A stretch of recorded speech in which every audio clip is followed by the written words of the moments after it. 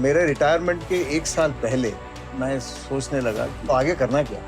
Retirement के बाद suddenly all activities comes to near stand still.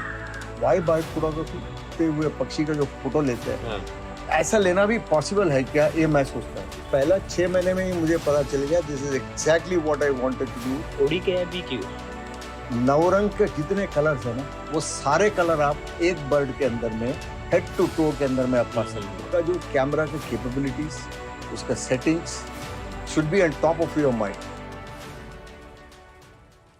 तर नमस्कार मित्रांनो, स्वागत आहे तुमचं आपल्या पॉडकास्टमध्ये।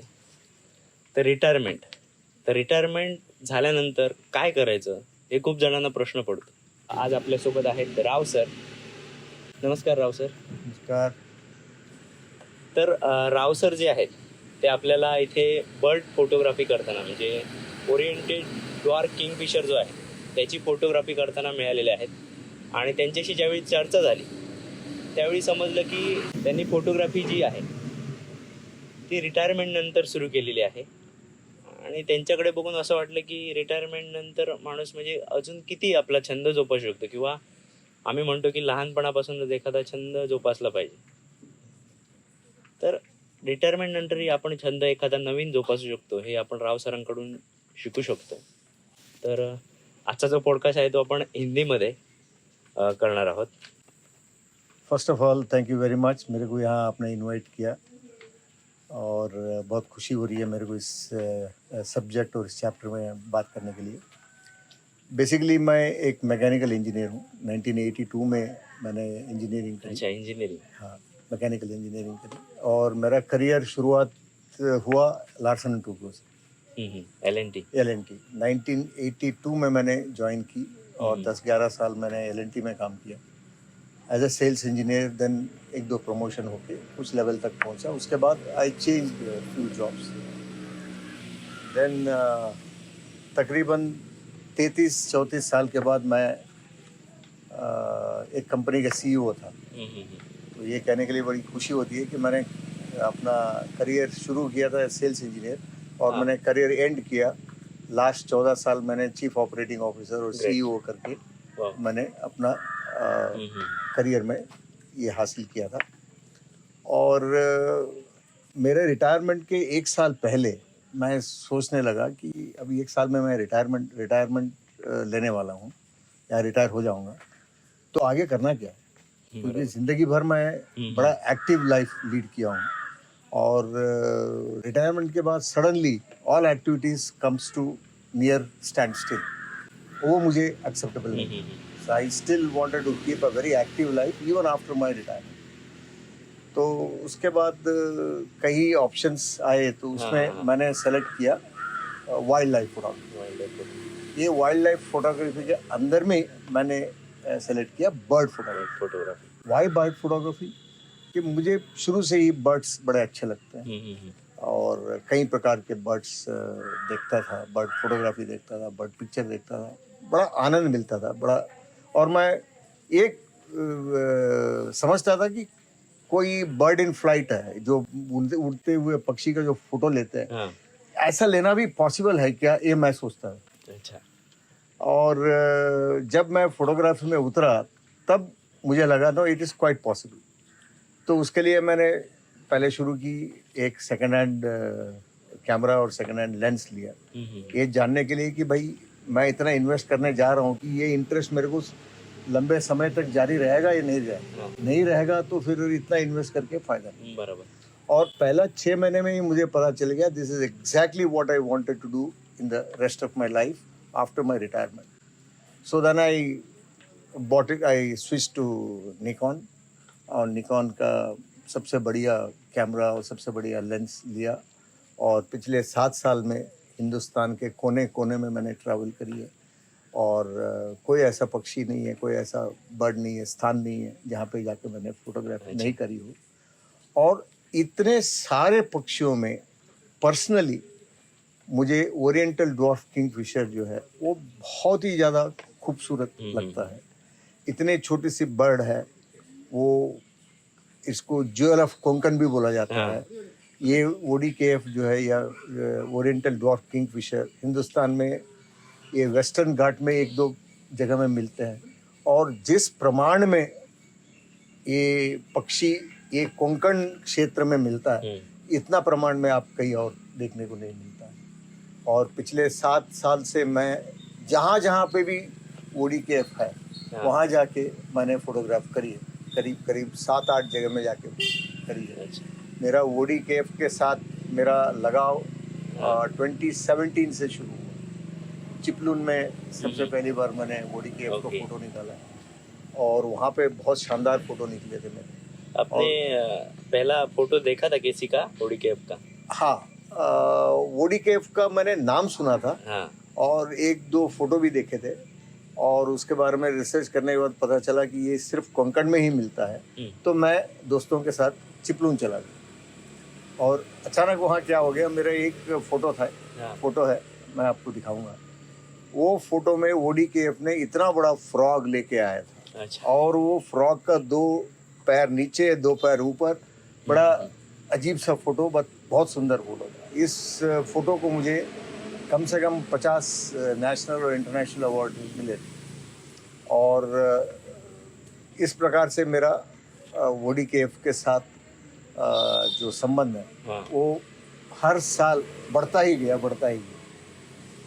और 3 साल पहले मैंने एक और फोटो देखा था फेसबुक में, किसी ने फोटो डाला था, उसमें लिखा था ये बांदा। तो मैं समझ रहा, बांदा का नाम ही नहीं सुना था मैं। बड़ी मुश्किल से उस जेंटलमैन से मैंने कांटेक्ट किया और उनसे पता किया कि बांदा किधर है। उन्होंने बताया सावंतवाड़ी के पास में। तो फिर मैं गूगल में सावंतवाड़ी किधर है, बेंगलुरु से कितना दूर पड़ता है, ये सब रिसर्च करके विदिन 2 डेज मैं बांदा पहुंच गया। सीजन में पहुंचने के बाद यहाँ पे मैं फर्स्ट ट्रिप में ही मैं कम से कम 4 या 5 दिन मैंने यहाँ गुजारा। और बांदा के अंदर में इतना ODKF मैंने देखा है, मुझे लगा इतना ODKF शायद कहीं और नहीं है। और उस दौरान फिर नेक्स्ट ईयर मैं मडुरा के बारे में पता चला। मडुरा बांदा से 3-4-5 किलोमीटर दूरी में है, और वहाँ पे एक अमेय कोरगांवकर करके एक आदमी, उनके घर में उनके जो प्लॉट है, वो प्लॉट के अंदर में उन्होंने एक रेन वाटर स्टोरेज के लिए एक पिट खोद के रखा था। वो पिट के अंदर ही पिछले 3-4 साल से वो ODKF सीजन में आता है, और वहाँ पे अपना नेस्ट करता है। और फॉरेस्ट में जो ODKF नेस्ट करते हैं और इसके प्लॉट के अंदर में नेस्ट करता है, इसमें बहुत अंतर है। अंतर ये है कि ODKF के लिए ये बहुत सेफ जगह है। उसके आसपास में कोई एंट्स का माउंट नहीं है, एंड अटैक बहुत कम है, स्नेक्स ना के बराबर है, और fully covered with canopy of plants and it's branches.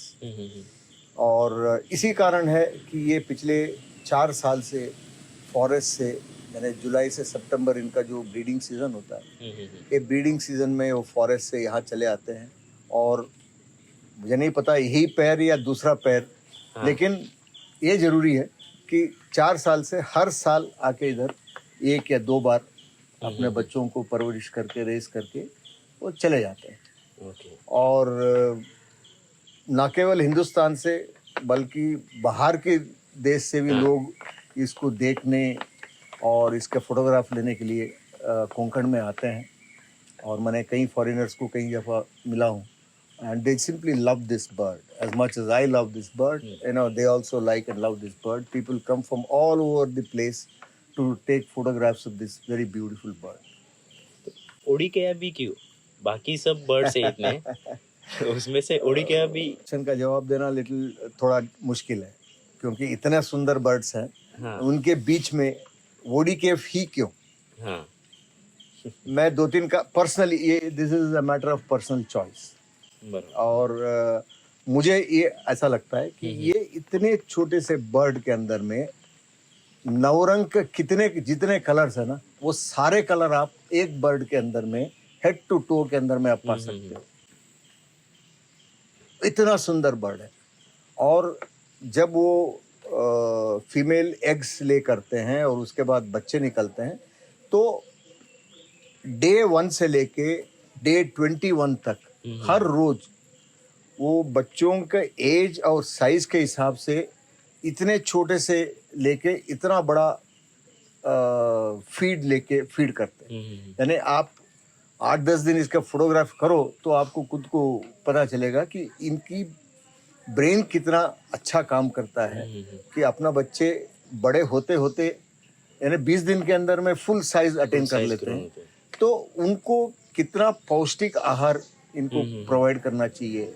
For example, बच्चा पैदा होके पहला दिन वो इतना इतना छोटा सा टाइनी फिश लेके आता है। ये मैं 7 साल से इस बर्ड को बहुत स्टडी किया हूँ, फोटोग्राफ किया हूँ और बहुत कीन इंटरेस्ट लिया हूँ इससे। और दूसरा दिन छोटा फिश के साथ स्पाइडर्स लेके आता है।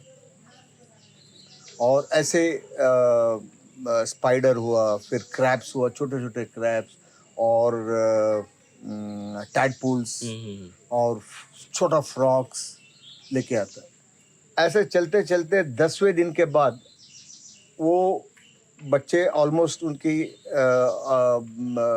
8-10 दिन के बाद बड़े हो जाते हैं।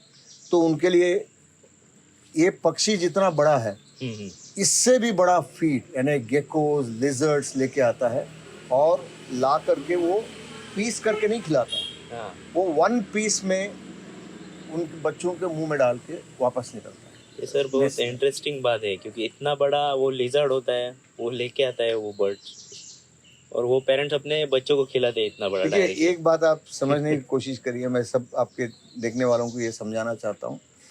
देखिए, बर्ड इतना बड़ा है और मान लीजिए 7-8 दिन के बाद उसके बच्चे से इतने ही होते हैं, छोटे से होते हैं।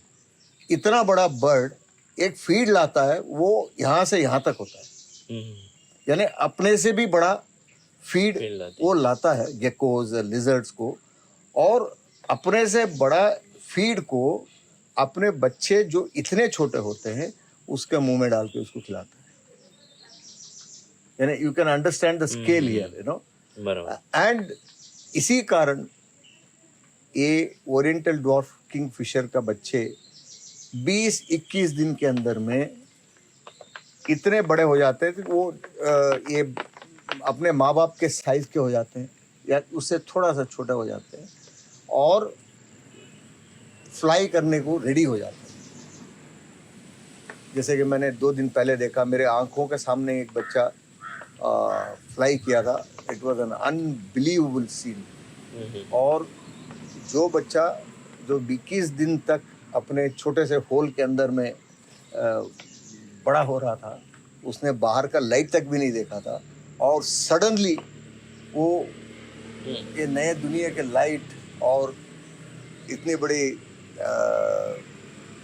दुनिया में वो प्रवेश करके सीधा जाके एक ब्रांच के ऊपर बैठ गया।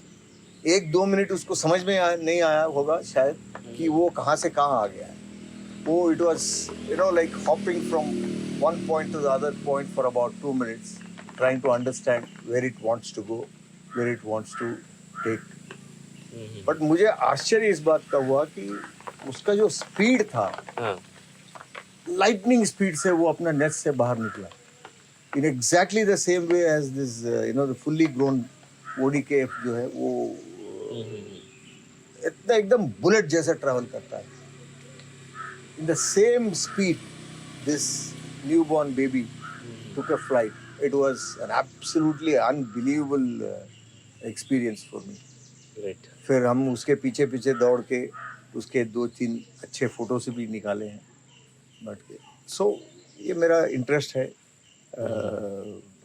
इस पर्टिकुलरली इस बर्ड मुझे अच्छा इसलिए लगता है कि ये बहुत खूबसूरत है। अभी सर किसी के हाइड पे हम जाते हैं, ODKF की मोस्ट ऑफ फोटोग्राफी के लिए हम हाइड प्रेफर करते हैं। इसके लिए आप प्रिपरेशन कैसा कर सकते हैं? जैसे हमारे व्यूअर्स कोई फोटोग्राफर्स होंगे, तो इसके लिए प्रिपरेशन क्या चाहिए? कितना पेशेंस कितना रखना चाहिए? क्योंकि बर्ड वहाँ पे बैठेगा, इसकी गारंटी कितनी देर बैठेगा वो हम नहीं रख सकते। तो इसके बारे में थोड़ा डिस्कशन करेंगे। प्रिपरेशन में क्या होता है कि इसका सीजन जानना बहुत जरूरी है।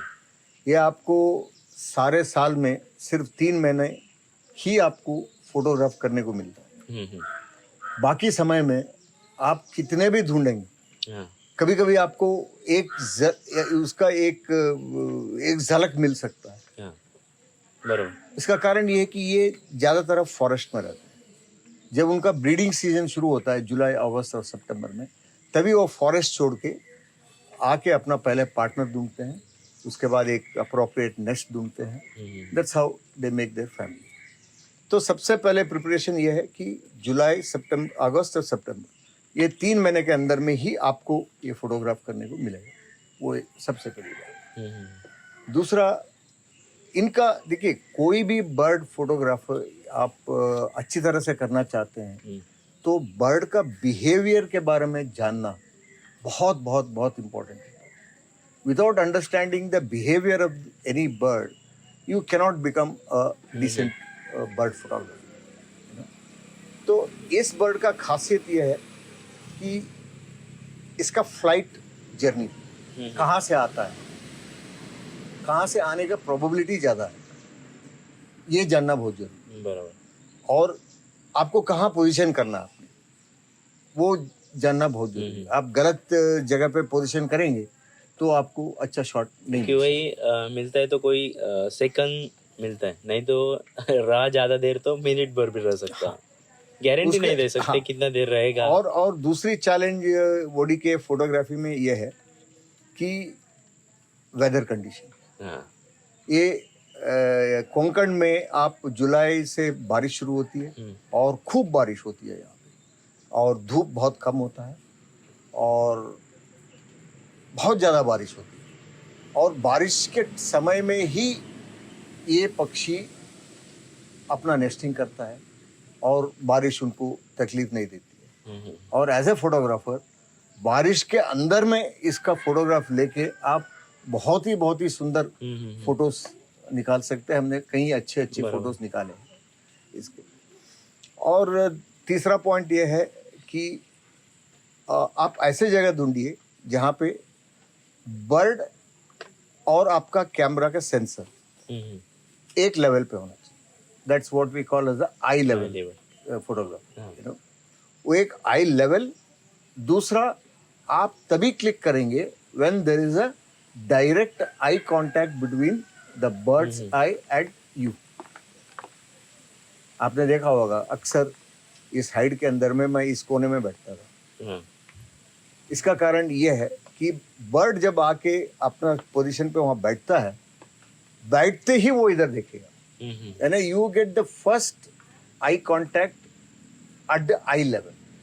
Therefore, 80-90% of my photographs would have a direct eye contact with the bird. वो एक बात। तीसरी, आपको लो लाइट कंडीशन में फोटोग्राफी करना आसान नहीं होता। तो आपका कैमरा गियर, आपका गियर, आपका लेंस का कैपेबिलिटीज और उसका सेटिंग्स, किस टाइम पे आपको कैसे सेटिंग चेंज करना है। आपको कभी कभी फ्रैक्शन ऑफ सेकंड्स मिलते हैं अपना सेटिंग्स बदलने के लिए, क्योंकि पक्षियों का कोई गारंटी नहीं है कि वो कितना समय तक एक जगह में बैठा रहता है। कभी कभी मैंने देखा है 2, 3, 5 सेकंड से लेके कभी कभी 11-12 मिनट एक ही जगह में बैठे हुए भी हमने पाया है, हमने देखा है। और ज़्यादा समय देता है तो बहुत अच्छी बात है। जब समय नहीं देता है तो ऐसा फल शायद दोबारा आपको मिले या ना मिले, उसको आपको गंवाना नहीं चाहिए। इसलिए आपका जो कैमरा का कैपेबिलिटीज, उसका settings should be on top of your mind, you know, so that you can do the necessary changes in the settings in no time. तो आपको बहुत क्विक रहना चाहिए, very quick, and you have to be attentive all the time. और इन सब के पहले मैं ये बोलता हूँ, आप ओडीके का फोटोग्राफी करो या फिर कोई बर्ड का आपका इच्छा अनुसार आप फोटोग्राफ करेंगे, बर्ड का बिहेवियर समझना बहुत बहुत इम्पोर्टेंट होता है। आप बर्ड का बिहेवियर समझेंगे तो आप सही समय पे सही शॉट ले सकते हैं। अभी मान लीजिए मेरे को फ्लाइट शॉट लेना है, वो ब्रांच में बैठा हुआ नीचे उतरने से पहले कुछ एक्शन करता है। हर बर्ड का एक पैटर्न है। फ्लाइट कब लेगा उससे पहले थोड़ा उसका बिहेवियर रहता है। हाँ, बिहेवियर रहता है। तो अपना पीछे का भाग थोड़ा उठाता है। हाँ। तो पैर पे आपका ध्यान रखना चाहिए। If you understand that, you know, then you will be ready to take Catch that that moment. flight. You know, that landing or takeoff shot will be really fantastic to see. तो bird photography में ये बहुत important होता है कि आप bird के बारे में कुछ जानिए, उनकी लाइफ साइकिल, उनका बिहेवियरल पैटर्न, वो आप जानेंगे। थोड़ा सा आप मेहनत करेंगे तो जान सकते हैं। तो आप एक बहुत ही बेहतरीन, बहुत ही अच्छा फोटोग्राफर बन सकते हैं। कोई भी बन सकता है, इसमें कोई बड़ी बात नहीं। सर, आपका ओडी कैप का एक बढ़िया शॉट कब लिया था, एक ऐसा क्लिक जो आपको अभी तक याद है? देखिए, मैं 7 साल से ओडीएफ का फोटोग्राफ कर रहा हूँ। पता नहीं, न जाने कितना हजारों इमेजेस मैंने कैप्चर करी होगी। उसमें से 2-4 आप पूछते तो पिकअप करना बहुत मुश्किल है। फिर भी मेरे सबसे बढ़िया पिक्चर्स जहाँ जिस जगह में हम बैठे हैं इसी हाइड में हुआ है। और सबसे बढ़िया मेरा फोटोग्राफी भी मदुरा, बांडा और इसी क्षेत्र में हुआ है। तो एक जगह था 2 साल पहले, एक रोड साइड में मैंने एक ओडी के मुंह में एक छोटा सा फिश लेके एक पेड़ पे बैठा हुआ था। तो उसको फोटोग्राफी रोड साइड में मैंने ट्राइपॉड लगा के स्टार्ट किया और सडनली इतनी जोर की बारिश आने लग गई। मैंने अपना छाता खोल के कैमरा को कवर करके एम कर रहा था। उतने में क्या हुआ, ऊपर की ब्रांच से एक बूंद पानी वो बर्ड के सर के ऊपर गिर के वो स्प्लैश हो गया। अच्छा। And I was ready to capture that. I was so attentive, I knew exactly what happened and then I captured. And that's very beautiful picture. You know, वो सर पे गिरने के बाद ऐसा स्प्लैश हुआ है, वो लगता है जैसे स्प्लैशिंग क्रिस्टल्स। वो एक मेमोरेबल पिक्चर है। दूसरा पिक्चर है, हम अक्सर देखते हैं कि वुडी के fish, frog, crab, spider, gecko, lizards लेके आता है। सडनली हमने पाया एक माउस, यानी आप मराठी में क्या बोलते हैं, उंदेर को लेके आ गया। That was shocking. इतना बड़ा उंदेर था, करीब 4-5 इंच का, वो लेके आ गया था। That was a very memorable moment. And इसी हाइट के अंदर में इस साल जो फोटो मिले हैं, मेरे ख्याल में मेरे 7 साल की ओडी के करियर की सबसे बढ़िया फोटोग्राफ इस साल यहाँ पे हुआ है। वो भी अमय कोरेगांवकर का जो हाइड है, उन्होंने बहुत ही अच्छा बनाया और एवरीथिंग इज गुड। और सबसे बढ़िया फोटोग्राफ मेरा 7 साल की करियर, यानी ओडी के साथ जुड़ने के समय में सबसे बढ़िया फोटोग्राफ। सर, और बाकी बर्ड्स के बारे में थोड़ा बताइए, कौन कौन से आपने शूट किए? देखिए, मैं कुछ फोटोग्राफर्स हैं, वो काउंट रखते हैं कि कितना बर्ड स्पीशीज को उन्होंने कवर किया। मैं इस पे बिलीव नहीं करता हूँ। मेरा बिलीव यह है कि मैं 100 बर्ड्स ही किया हो, लेकिन एक एक बर्ड के पीछे मैंने जान लगा दी है। उनका हैबिटेट को समझ लिया है, उनका बिहेवियरल पैटर्न को समझा है। Like for example river tern एक सीजन में आता है और उसका मेटिंग शॉट लेने के लिए मैंने मतलब बहुत ही ज़्यादा मेहनत करी थी। वो क्या है, बहती हुई नदी में आपको ट्राइपॉड लेके उसको अप्रोच करना होता है, तभी वो शॉट मिल सकता है। अच्छा। और करीब 7-8 दिन के मेहनत के बाद मुझे उसका जो मेटिंग शॉट्स हैं, वंडरफुल मेटिंग शॉट्स हैं। इसी प्रकार से मैंने common kingfisher, pied kingfisher, white breasted kingfisher, O D K F, then common hoopoe, बहुत सारे बर्ड्स की है, like kestrel, male and female, then peregrine falcon, a lot of river birds, maybe around 100 varieties of river birds, then seasonal birds हैं. मैं हर जगह में जाता हूँ. अभी मेरा नेक्स्ट प्लान है पुणे में जाने का. पुणे में सासवाड़ में एक जगह है.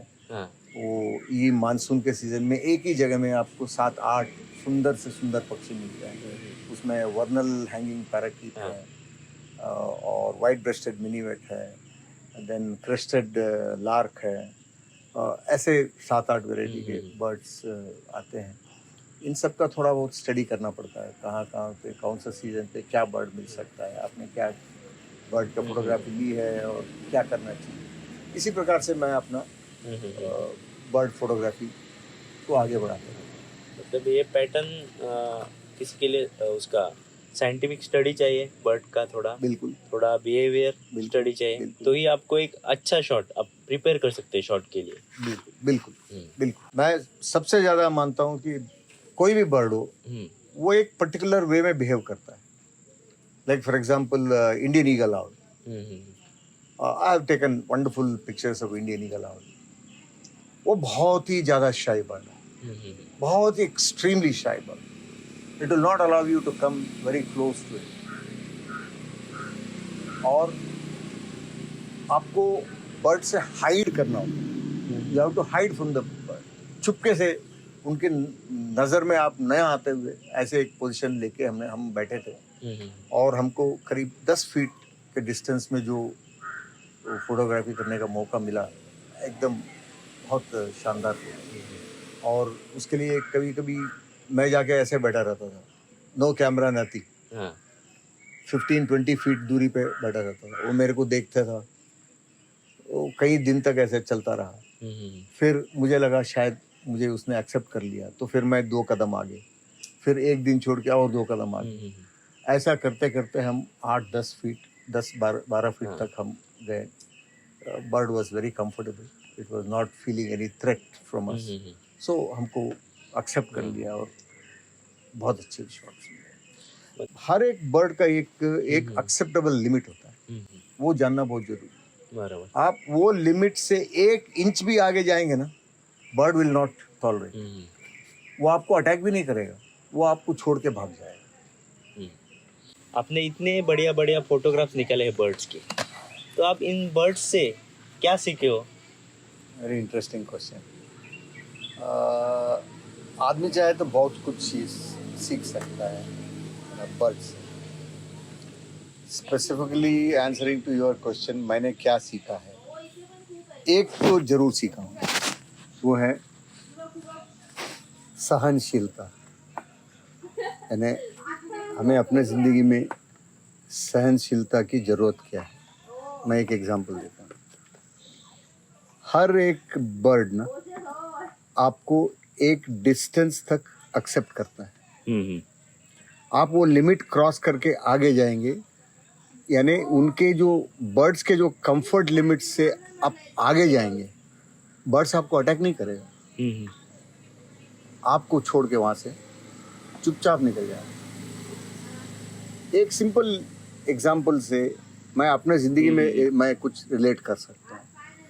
अभी मेरे और मेरे नेबर्स या मेरे फ्रेंड्स किसी के साथ मेरे को अच्छा नहीं लगा, तो मैं उसके साथ झगड़ा क्यों करना है. मैं उसके साथ अनप्लेजेंट रिलेशनशिप क्यों बनाए रखना है. There is another option available, Instead of fighting with somebody, you can, quietly stay away from it without fighting and live peacefully. ये जब से मैंने ये चीज़ ऑब्जर्व किया बर्ड्स में, मैंने अपने ज़िंदगी में यही चीज़ अडॉप्ट करने की कोशिश करी. और टू अ ग्रेटर एक्सटेंट मैं ये बोल सकता हूँ कि मैं आज बहुत टॉलरेंट पर्सन हूँ. मेरे में वो सहनशीलता काफ़ी ज़्यादा बढ़ चुकी है और इसकी वजह से शायद मैं एक बेहतर इंसान बनने की कोशिश कर रहा हूँ. ये भरपूर मात्रा में बर्ड्स में आपको देखने को मिलता है. वो एक चीज़ मैंने ज़रूर सीखा है. सर ने ये लाइफ के बारे में एक बहुत बढ़िया सीख बर्ड से सीखी है और हमको बताइए। हम बर्ड फोटोग्राफी और बर्डिंग थोड़ा साइड में रख के थोड़ा आपका जो एक्सपीरियंस है। मैंने 1982 में इंजीनियरिंग किया, 83 से मैंने लार्सन एंड टूब्रो में सेल्स इंजीनियर जैसा काम किया और आगे चलते चलते कहीं हायर पोजीशंस लेते लेते मैं चीफ ऑपरेटिंग ऑफिसर और सीईओ के पद पे 14 साल तक काम किया है। यंगस्टर्स को मैं एक ही कहना चाहता हूँ कि take interest in whatever you are doing and do it honestly and without too much of expectations. आप काम पे लगे रहो, अपने पूरी ताकत अपने काम पे लगाओ, आपको यशस आपके साथ चलेगी ये मान के चलो। Rather than expecting too much too fast, which will end up in being disheartened at times. You know, don't expect too much, but give your more than 100% every single day of your life. There is no way that you will be left behind. You will only come up in your life. This is what I have experienced. This is what I would advise to all the youngsters. Retirement की life और आपकी जो job की life थी, corporate life थी, इसमें अभी कितना फर्क पड़ता है? देखिए, सबसे बड़ा फर्क ये रहता है कॉर्पोरेट लाइफ में there is expectations from the top. आपके ऊपर के जो सीनियर्स हैं वो आपसे एक्सपेक्ट करते हैं कि हर रोज़ आप बेहतर काम करें, हर रोज़ आपकी काम के प्रति काम के वास्ते आपका कंपनी आगे बढ़ते रहे। बहुत ज़्यादा एक्सपेक्टेशंस होते हैं और वो एक्सपेक्टेशंस के साथ साथ खूब सारे प्रेशर्स आपके ऊपर आते हैं, especially at the higher levels. You undergo a very stressful life and too much of stress, too much of pressure. और रिटायरमेंट के बाद जो हॉबी मैंने चूज़ करी है उसमें कोई जात का प्रेशर नहीं, कोई प्रकार का प्रेशर नहीं। मैं जो काम कर रहा हूँ या जो भी करता हूँ as a birder, as a nature observer, किसी का एक्सपेक्टेशन नहीं है मेरे ऊपर। मैं खुद अपने ऊपर प्रेशर नहीं डालता हूँ एक्सपेक्टेशन लाके, और हर एक फल मैं एंजॉय करता हूँ, हर एक फल मैं एंजॉय करता हूँ, हर एक रोज मैं एंजॉय करता हूँ।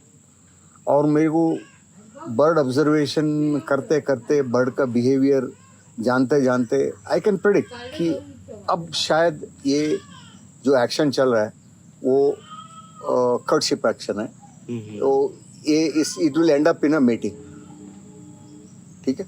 और ये this has come from my observation and if I know that it might end up in a mating scene, I don't mind waiting in hot sun और pouring rain or snowfall or any condition, doesn't matter, I'll wait. And more often than not, because of waiting, I've got the magic moments in my life. Magical moments को मैंने capture करने में मेरे को बहुत मदद मिला है, और उसमें किसी का प्रेशर नहीं है, बराबर, किसी का प्रेशर नहीं है। I am enjoying. मेरे को एक अच्छा शॉट मिले तब भी एंजॉय करता हूँ, नहीं मिलेगा तब भी मैं एंजॉय करता हूँ।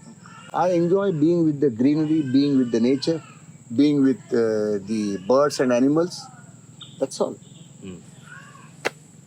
ये सबसे बड़ा फर्क है। कॉर्पोरेट लाइफ में there is huge expectations from every one of us that leads to stress and pressure, whereas in birding life that I have chosen to you know, तो सबको एक छुट्टी में थोड़ा नेचर के साथ रहना जरूरी है, बहुत जरूरी है, बहुत जरूरी।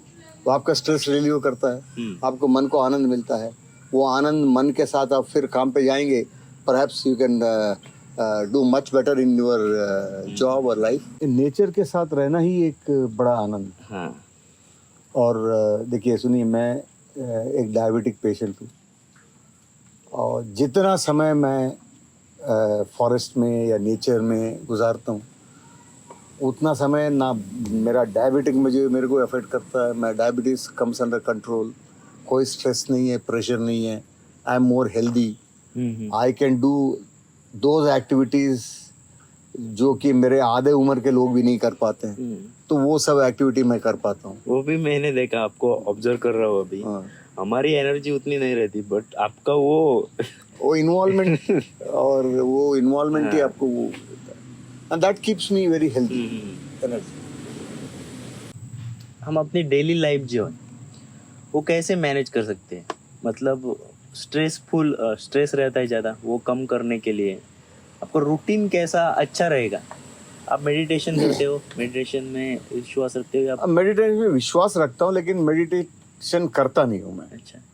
लेकिन मैं घर पे रहता हूँ तो ज़रूर 5-6 किलोमीटर मैं वॉक करता हूँ, या फिर घर के पास एक जिम है, थोड़ा बहुत जिम में जाके हल्का फुल्का एक्सरसाइज कर लेता हूँ, ज़्यादा बॉडी पे स्ट्रेस ना लेते हुए, just to keep myself fit. और जब फील्ड में रहता हूँ तो मेरे एक्टिविटी ही मेरे लिए अच्छा एक्सरसाइज हो जाता है। वही। ये सर के साथ बातचीत करके बहुत ही अच्छा लगा। Thank you sir. Thank you very much. बढ़िया you. बातें हमको बताइए, हमारे you very व्यूअर्स को बताइए, और इससे बहुत लोगों को आपसे इंस्पायर हो सकते हैं। रिटायरमेंट के बाद ही भी अपनी लाइफ होती है, ये बहुत लोगों को समझ में आएगा, वो आपसे सीख सकते हैं और अपने लाइफ में भी और कुछ आगे बढ़ सकते हैं। Thank you. देखिए, रिटायरमेंट के बाद का लाइफ रिटायरमेंट से पहले का लाइफ से बेहतर बनाने के लिए राइट एक जरिया है, एक way of life is wild life. That is one of the means to be very happy, healthy, and spend quality time with the nature. Thank you. Thank you.